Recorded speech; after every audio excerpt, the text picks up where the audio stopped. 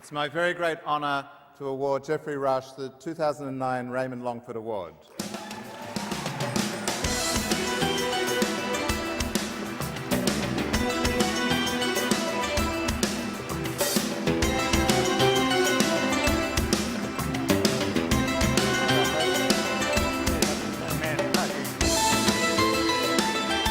They're going to stay there.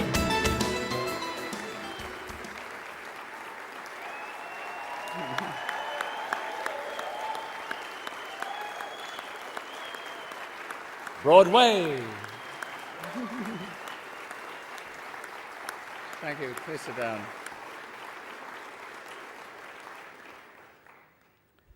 It's unfortunately that my bifocals, the distance and the close-up vision work neither on this podium. I might have to do that. Thank you, Neil, and thank you, AFI. I knew I was getting it, that's why I wrote this. The marvellous 41-year existence of this award pretty much mirrors the extraordinary journey since the rebirth of our industry itself, which has provided most of us here tonight mature job descriptions that we now collectively enjoy. The overworn cliche for this kind of moment is Sally Field's misquoted line of, "You like me right now, you like me." That's not what I'm thinking. What they always leave out is the more interesting and poignant preface to that emotional flood, which was, "I haven't had an orthodox career, and I've wanted more than anything to have your respect." Not as snappy a soundbite or as ripe for parody, but it rings some bells with me, and it's probably true of our industry as a whole.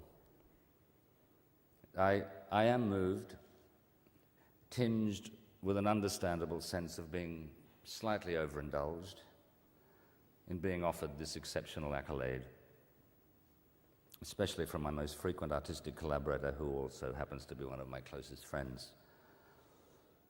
And knowing that over 4 decades it has honoured, as well as writers, producers, directors, critics, distributors, 5 giant names from the thespian pantheon: Don Crosby, John Mellion, Jack Thompson, Bud Tingle, Ray Barrett, all diverse heavy hitters, and I'm humbled to be the 6th.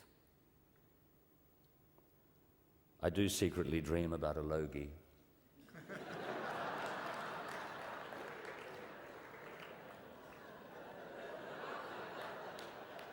No, that's not true. But I have actually recently been reading about fractals. You may remember their dazzling intergalactic and fragile microscopic beauty from the opening credits of Robert Connolly's film The Bank. They're described, from my reading, as a rough or fragmented geometric shape that can be split into parts, each of which is at least approximately a reduced-size copy of the whole. Think cauliflower, where each individual floret is a smaller version of the whole vegetable. Fine structures too irregular to be easily described in conventional geometric language. For more vivid examples, look no further than natural objects, which include snowflakes, clouds, mountain ranges, lightning bolts, coastlines, broccoli, blood vessels, and pulmonary vessels. To that list, I think we can now safely add a career in the arts. Initially, I thought for me it was going to be astronomy. In the early 60s, John Glenn had just orbited the Earth, seen the lights of Perth, and in that Cape Canaveral drawl confirmed from miles above us that we existed.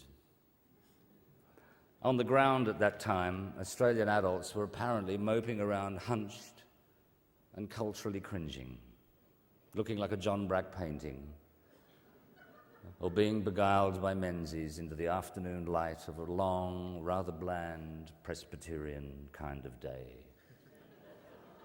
Under the pressure of British artistic superiority and centuries-old values and experience, scoffing at our colonial inadequacy. But I was feverishly osmosing the daring exploits of the Mercury space program. One map of the solar system in just one show bag was for me the YouTube of that time.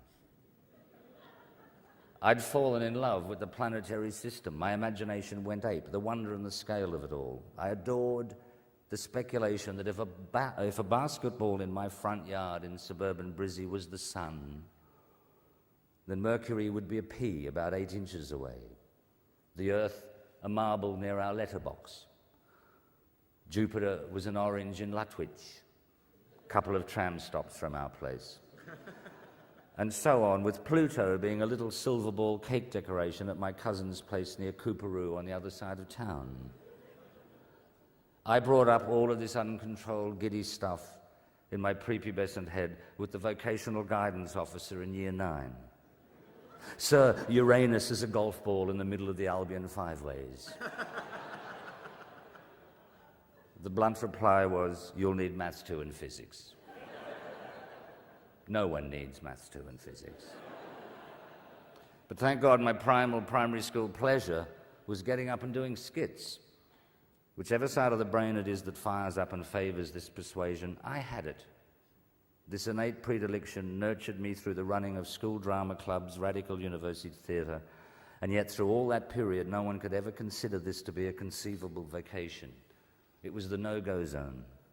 The arts landscape, if not bleak, was certainly bare. In 1968, the year that this award was conceived, I was dutifully doing Maths 2 and Physics for matric. And I read in the paper that the esteemed but outcast English director, the great Michael Powell, was shooting a film not just in Australia, but in Queensland, with James Mason and a teenage Helen Mirren. This made no sense whatsoever, because films just didn't happen here. And they hadn't for several decades. Their creation and value belonged somewhere else. But then rock bands didn't. They existed in abundance.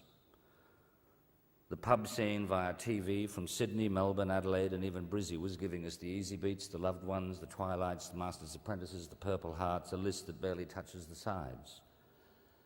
Here was aspiring, inspiring, Aussie-made stuff.